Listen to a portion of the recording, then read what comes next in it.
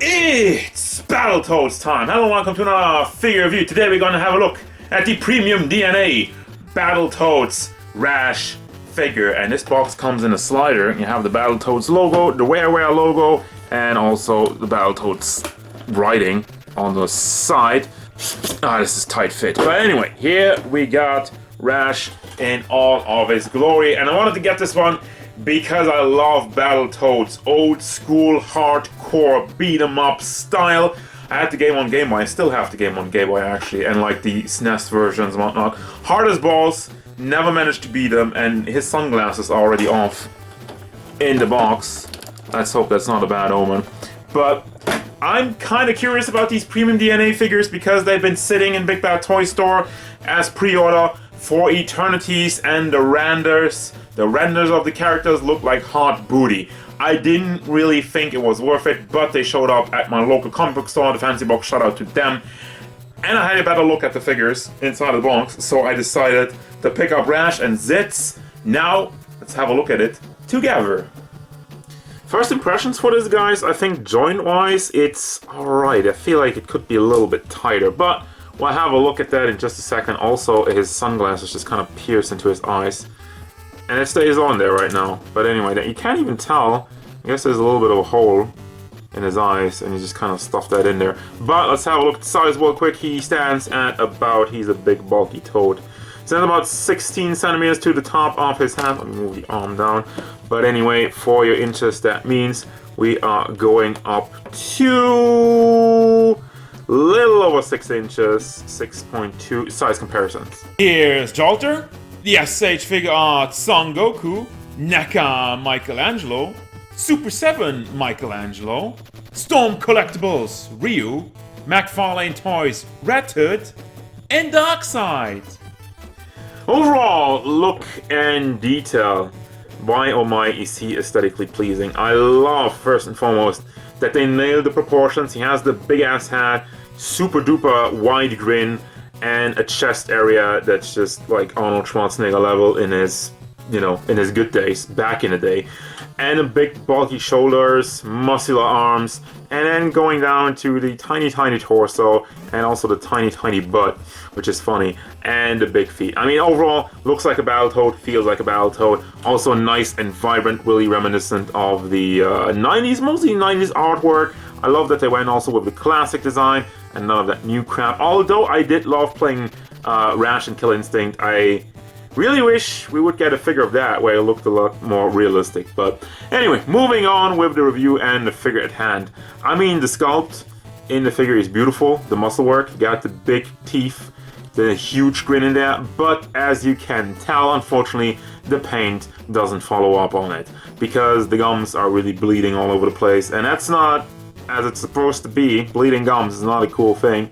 Obviously also doesn't cover up some of the orange parts, and I mean, I like the part that the teeth are glossy and the gums and whatnot, but the paint job on there is super duper rough and I don't like it. Now, moving down to the chest area, we got, again, as I mentioned, the vibrant colors in there. It looks super simple, but it's clean for the most part, but then again, you don't really follow up. Line work on this side is good, line work on the other side, a little bit off. And I say a little bit, but price point wise, this guy wasn't cheap, but more on that later. I mean, I'll continue to talk about prices and whatnot. I just want to bring that up because depending on how do I review a figure is really dependent on like how harsh I am with it, depending on the price point.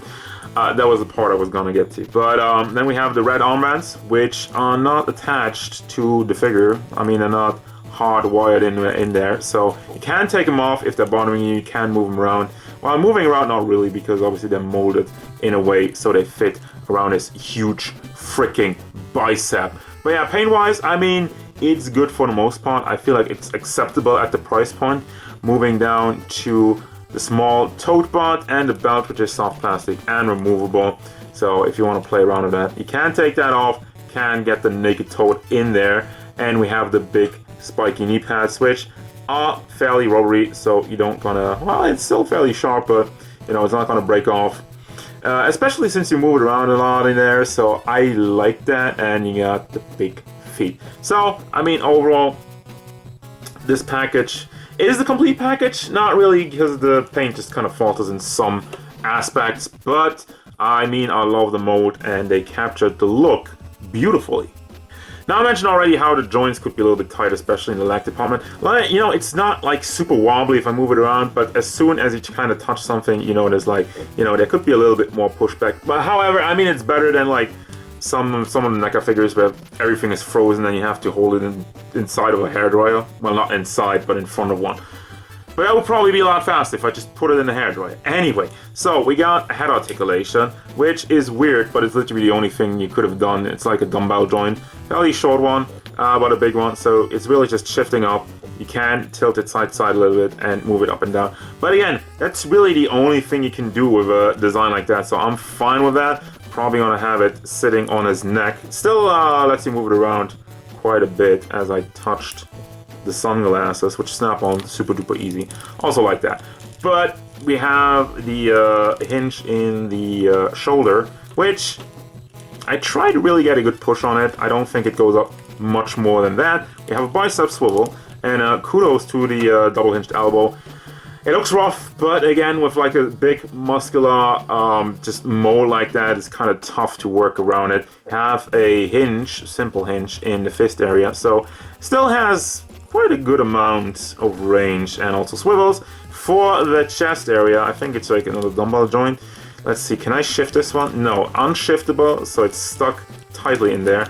As such, movability isn't the greatest. I mean, you can swivel it all the way around, and side to side tilting, a little bit of back and forth. It's also a bit gappy, but again, if you just kind of push this thing together, it doesn't really do anything. And please don't do any ab crunches or whatever. I hate those things. Just looks ugly. For the legs, again, a little bit gappy, but I feel like, once again, you went around the molds, the overall design of the figure, to get something out of it. Because you have a hinge down there, so you can move the leg up and down, can move it forward, move it out to the side, and also goes back if you pull this down. Otherwise, you're just kind of crashing into the toad butt. I love saying toad butt for whatever reason, don't judge me. You have a double hinged knee, which is nicely covered up by the knee pad, and since it's soft plastic, it does budge out of the way, and you can kind of squish it, depending on how much you work around it, heat it up and whatnot. And then for the foot is on a hinge with a beautiful range, back, forward, and does tilt all the way side to side. And for your accessories, well, we really got something special. If you remember Battletoads, when you were punching the shit out of rats and whatnot, you would usually end up with like a big boot, or like a big hand, or like whatever's on this table right now. I'll have a closer look at it. But first, I want to have a look at the regular hands. You have like this big grabbing hand, and focus on the hand itself. There's actually a little bit of shading on there. The regular hands also have that. I forgot to mention it, but I wanted to focus it right here, right now. I don't really know why they did that. There's none of that on the rest of the figure. I guess because you're punching a lot, right?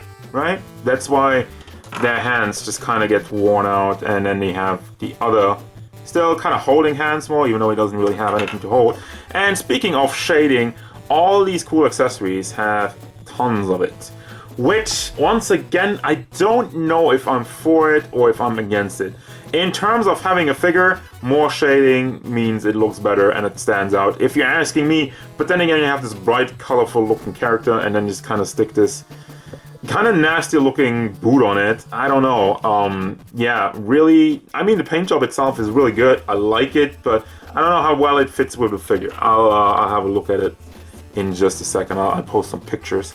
Then we have the big hand, the big grabby hand, the giant axe, which just kind of slides over the forearm. A little bit of hints of blood, or is this supposed to be rust? I don't really know. I mean, if you remember, also there was like a Battletoads arcade game, which was like super duper violent, tons of blood. Yeah, they didn't really go all the way in for that, but like there's some spots, there's some hints, which could be rust, could be blood. But anyway, super duper nice looking Morningstar with this kind of spring around it. But I mean, overall, accessory wise, this is really what you need to do. And comparably even, we're gonna have a look at Zitz at a later date, but his box is even bigger, so I'm really hoping to see what we got, what crazy stuff we're gonna get there. But anyway, let's wrap this one up. Final thoughts, and this one is really hard to gauge because it's a product from a company I never bought anything before. So, comparison-wise, I think this fits most in with like Super 7 and whatnot in terms of like material articulation and whatnot. Well, the articulation is better, but the main question is it worth the price of admission? I paid 70 euros for this. I know. I don't like to give out hard numbers because depending on where I live and depending on where you can get them for cheaper or you can get them for more expensive. Personally, I'd say yes, because I love the modes, the accessories really knocking it out of the park, and the articulation is good. I feel like, again, it's above what I expected because of the renders being so freaking awful. The one part I will always go back to is the paint, and let me just give you another look real quick. Again, we had the teeth, but there's also like some of the spots, I don't know if you can tell if the camera focus, it looks a little bit blurry and not super duper clean around the edges. Some are like on the back look good, but on the arms there's small issues. And again, I say small, but then again, if I'm paying 70 bucks or something, alright, I'm gonna give this one a thumbs up. If you're a fan of Battletoads, I think this is a good purchase. So, that's gonna do it, guys. As usual, thank you very much for watching. Don't forget, if you enjoyed this review, hit it up with a like and subscribe to the channel so you can stay tuned for more figure reviews, card game stuff, and whatever Rash wants.